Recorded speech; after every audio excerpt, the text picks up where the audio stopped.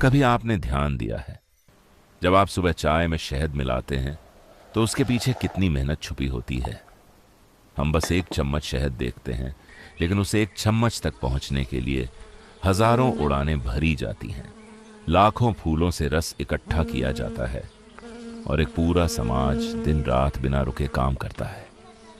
यह कहानी किसी इंसान की नहीं है, यह कहानी है मधुमक्खी की।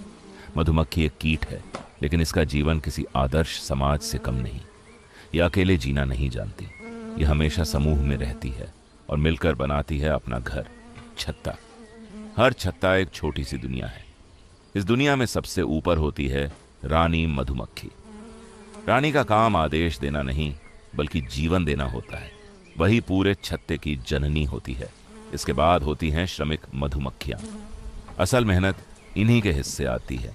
यही फूलों तक जाती हैं, यही शहद बनाती हैं, यही बच्चों की देखभाल करती हैं और जरूरत पड़े तो अपने प्राण देकर भी छत्ते की रक्षा करती। नर मधुमक्खियां भी इस समाज का हिस्सा होती हैं। हालांकि उनका जीवन छोटा होता है, लेकिन संतुलन के लिए उनकी भूमिका भी जरूरी होती है।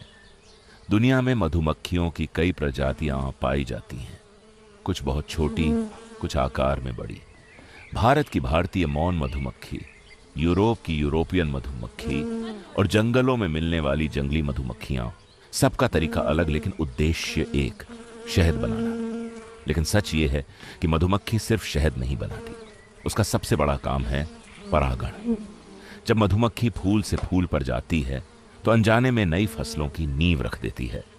आज जो फल, सब्जियां और अनाज हम खाते हैं, उनमें से ज्यादातर मधुमक्खियों की देन है। अगर मधुमक्खियां न हो तो खेत सूने हो जाए, भूख, कमी और संकट इंसान के दरवाजे पर खड़ा हो जाए। फिर भी इंसान सबसे ज्यादा नुकसान इसी मधुमक्खी को पहुंचा रहा है। जहरीले कीटनाशक, पेड़ों की कटाई और प्रदूषण धीरे धीरे इन नन्हे जीवनों को खत्म कर रहे हैं। शायद अब वक्त है सोचने का, डरने का नहीं, समझने का। क्योंकि मधुमक्खी सिर्फ एक कीट नहीं है, वो हमारी थाली, हमारे खेत और हमारे भविष्य की रक्षा करने वाली एक छोटी सी योद्धा है।